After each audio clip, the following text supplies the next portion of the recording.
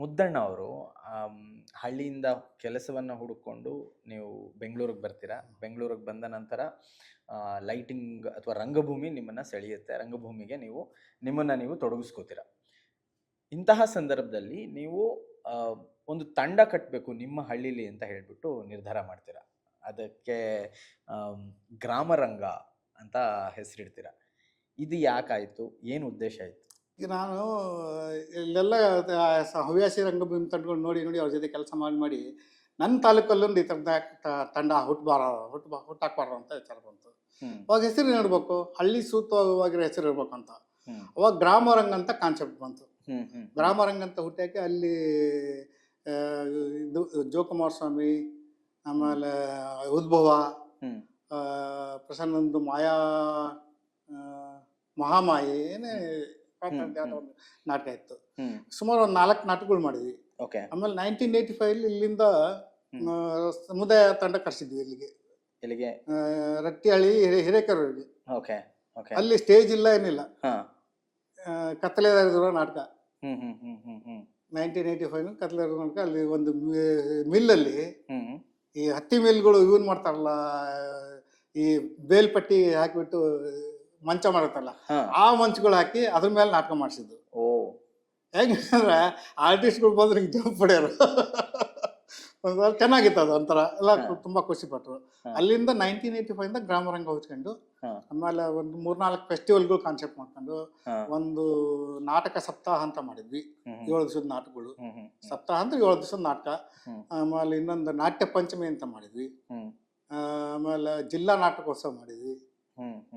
ಆಮೇಲೆ 2002 ನಮ್ಮ ರಟ್ಟಿಹಳ್ಳಿಯಲ್ಲಿ ಒಂದು ದೊಡ್ಡ ಗಲಾಟೆ ಆಗೋಯ್ತು, ಕೋಮು ಗಲಭೆ. ಏನಂದ್ರೆ ಅರ್ಧಕ್ಕರ್ಧ ಊರ ಸುಟ್ಟೋಗ್ಬಿಡ್ತು. ಹೌದಾ? ಅರ್ಧಕ್ಕರ್ಧ ಊರ ಸುಟ್ಟೋಗ್ಬಿಡ್ತು ಎಲ್ಲ. ಇದುವರೆಗೂ ಮಜಾ ಅಂದ್ರೆ ಅಲ್ಲಿ ಹಳೆ ಬಸ್ ಸ್ಟ್ಯಾಂಡ್ ಖಾಲಿ ಮಾಡ್ಸಕ್ ಯಾರ ಕೈಲಿನ ಆಗಿದ್ದಿಲ್ಲ. ಈ ಗಲಾಟೆಯಿಂದ ಹಳೆ ಬಸ್ ಸ್ಟ್ಯಾಂಡ್ ಫುಲ್ ಖಾಲಿ ಆಗೋದು, ಸುತ್ತಮುತ್ತ ಅಂಗಡಿಗಳೆಲ್ಲ ಖಾಲಿ ಆಗೋದು. ಅದನ್ನ ನಾನು ವಿಚಾರ ಮಾಡಿ ತುಂಬಾ ವಿಚಾರ ಮಾಡಿ ಏನಾರ ಒಂದು ಮಾಡ್ಬೇಕು ಅಂತೇಳಿ ಏನ್ ಮಾಡ್ಬೋದು ಅಂತೇಳಿ ಇದು ಮಾಡಿ, ಆಮೇಲೆ ಯಾಕೆ ಅಲ್ಲಿಗೆ ಒಂದು ಸೌಹಾರ್ದತೆ ಕುರಿತು ನಾಟಕ ಮಾಡಬಾರ್ದು ಅಂತ ಬಂತು. ನಾಟಕೋತ್ಸವ ಮಾಡ್ಬೇಕು ಅಂತೇಳಿ ಸೌಹಾರ್ದತೆ ಕುರಿತು ನಾಟಕೋತ್ಸವ ಮಾಡ್ಬೇಕಂತಾಗ ಅದಕ್ಕೆ ಏನು ಹೆಸರು ಇಡಬೇಕು ಅನ್ನೋದು ಒಂದು ವಿಚಾರ ಬಂತು. ಅದಕ್ಕೆ ಕೋಮು ಶಬ್ದ ಬರಬಾರ್ದು ಅನ್ನೋದು ನನ್ನ ತಲೆಯಲ್ಲಿದ್ದು. ಕೋಮು ಅನ್ನೋ ಶಬ್ದ ಬರಬಾರ್ದು ಅನ್ನೋದು. ಅದಕ್ಕೆ ಬಾರಿಗಾಟ ಜೊತೆ ಅವ್ರ ಜೊತೆ ಎಲ್ಲ ಕೂತ್ಕೊಂಡು ಮಾತಾಡಿದೆ ಏನ್ ಇರ್ಬೋದ್ರಿ ಅಂತ. ಅದಕ್ಕೆ ಅವರು ನೆಮ್ಮದಿಯ ನಾಳೆಗಳಿಗಾಗಿ ಸೌಹಾರ್ದ ಉತ್ಸವ ಅಂತ ಹೇಳಿ ಅಂದ್ರು. ಸರಿ, ಅದನ್ನ ಟೈಟ್ಲ್ ಅಂತೂ ಸಿಕ್ತು. ಅಲ್ಲಿಂದ ಹೋದೆ. ಅಲ್ಲೊಂದು ಕಬ್ಬಣಿಕಂತಿ ಮಠ ಅಂತ ಇದೆ, ಆ ಮಠ ಫೇಮಸ್ ಅದು.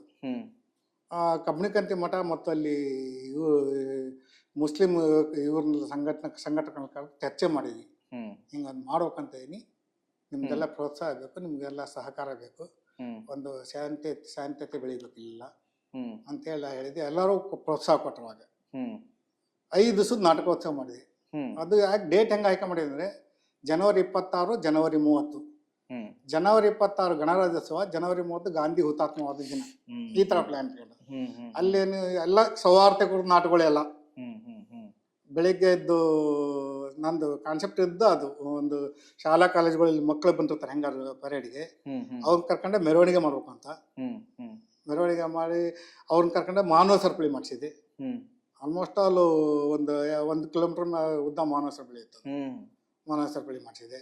ಅದ ನಂತರ ಸೌಹಾರ್ದ ಕುರಿತು ಬೀದಿ ನಾಟಕಗಳು, ವಿಚಾರಗೋಷ್ಠಿಗಳು ನಾನು ಸೆಮಿನಾರ್ ಅಂತ ಅಂದ್ರೆ ಚರ್ಚೆ ಇಲ್ಲ ಇಲ್ಲಿ.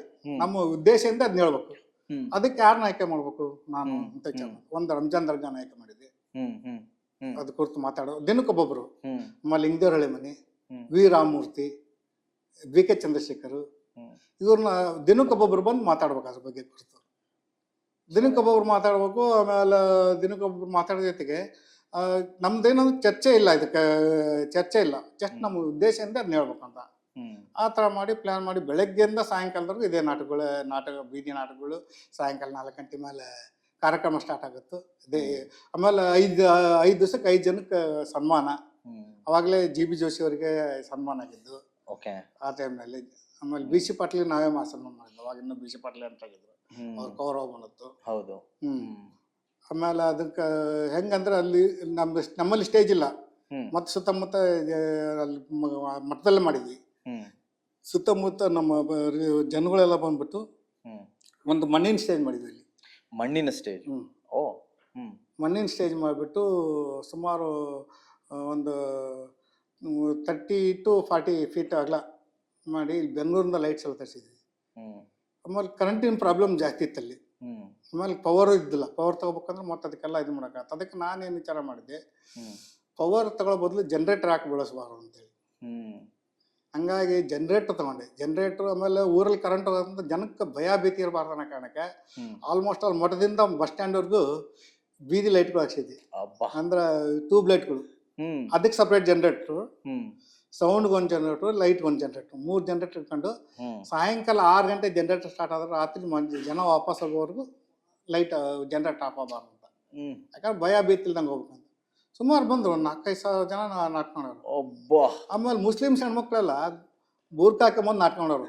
ಆ, ಅದರಲ್ಲಿ ಏನು ಮಾಡಿದ್ದೆ, ಡಿವೈಡ್ ಮಾಡಿದ್ದೆ, ಲೇಡೀಸ್ಗೆ ಸಪ್ರೇಟು ಮತ್ತು ಜೆಂಟ್ಸ್ಗೆ ಸಪ್ರೇಟ್ ಅಂತ. ಆ ಥರ ಯಾವುದೇ ಥರದ್ದು ಗೊಂದಲಗಳು ಆಗಬಾರ್ದು ಅಂತೇಳಿ ಓ, ಆ ಥರದ್ದೆಲ್ಲ ಮಾಡಿ ಒಂದು ತುಂಬ ಒಳ್ಳೆ ಉತ್ಸವನ ಆಯ್ತಾ 5 ದಿವಸದ ಇದು. ತುಂಬಾ ದೊಡ್ಡ ಉತ್ಸವ ಇದು. ಹೌದೌದು. Sure. ಹೌದು. ಹ್ಮ್. ಸುಮಾರು ಆಗಿನ ಕಾಲಕ್ಕೆ ನನ್ನ ಕೈಯಿಂದ ಒಂದು 60,000 ರೂಪಾಯಿ ಹೋಯ್ತು ಆಗ ಅಬ್ಬಾ. ಆಗಿನ ಕಾಲಕ್ಕೆ. ಓ, ಸೋ ನೈಸ್. ಅಂದ್ರೆ ಈಗ ರಂಗಭೂಮಿನ ಐ ಥಿಂಕ್ ರಟ್ಟಿಹಳ್ಳಿಲಿ ಈಗ ಸದ್ಯಕ್ಕೆ ರಂಗಭೂಮಿ ಅಂತ ಹೇಳಿದ್ರೆ ಅಲ್ಲಿಂದ ಬಂದವರು ಐ ಥಿಂಕ್ ಪ್ರಮುಖರಲ್ಲಿ ನೀವು ಇದ್ದೀರಾ ಅಂತ ನನಗನ್ಸುತ್ತೆ. ಹೌದು. ಐ ಥಿಂಕ್ ಅಲ್ಲ, ನನಗಿಂತ ಮುಂಚೆ ಆರ್ ನಾಗೇಂದ್ರ ಅಂತ ಸಿನಿಮಾ ನಟ ಮತ್ತು ರಂಗಭೂಮಿ ನಟ, ಅವರು ಆಮೇಲೆ ಅರ್ಬಿಸೆಟ್ ಗಂಗಣ್ಣ ಅಂತ ಗುಬ್ಬಿ ಕಂಪ್ನಿಲಿದ್ರು. ಓಕೆ. ಅವರೆಲ್ಲ ಅಲ್ಲಿದ್ರು. ಹಂಗೆ ಅರ್ಬಿಸೆಟ್ ಗಂಗಣ್ಣ ಪರಿಚಯ ಆಗಿದ್ದೆ ಹಿಂಗೆ ಇಲ್ಲಿ ನಾನು ಹೋದ ಲೈಟ್ ತಗೊಂಡು ಈಗಿನ ಮೆಜೆಸ್ಟಿಕ್ ಬಸ್ ಸ್ಟ್ಯಾಂಡಲ್ಲಿ ಒಂದು ಕಂಪ್ನಿ ಥಿಯೇಟರ್ ಹಾಕಿದ್ರು. ಅಲ್ಲಿ ರಾಜ್ಯೋತ್ಸವ ಪ್ರೋಗ್ರಾಮ್ಗೆ ಹೋದಾಗ ಅವಾಗ ಅವ್ರದ್ದು ಗುಬ್ಬಿ ಕಂಪ್ನಿ ನಾಟಕ ಇತ್ತು. ಅವಾಗ ನಾವು ಹೋಗಿ ಲೈಟ್ ತಗೊಂಡಾಗ ಅವ್ರು ಗಂಗಣ್ಣ ಕರ್ಸ್ಕೊ, ಯಾವ ಊರಪ್ಪ ನಿಂದ ಅಂತ ರಟ್ಟಿ ಹೇಳಿ, ಯಾರನ್ನ ಹೆಸರಿಟ್ಟು ಅವಾಗ ನಮ್ಮ ಮನೆಗೆ ಇಷ್ಟು ಎಲ್ಲ ಹೇಳ್ತಾ ಮಾಡೋದು. ಓ, ಹಂಗಾಗಿ ಪರಿಚಯ ಆಗಿದ್ದು. ಇನ್ನು ಆರ್ ನಾಗೇಂದ್ರ ಬಿಡಿ ಫೇಮಸ್ ಅವರು R T Rama Rattihalli. R T ರಾಮನು ಮೂಲತಃ ರಟ್ಟಿಹಳ್ಳಿ. Okay okay. ಆಮೇಲೆ ನಾನು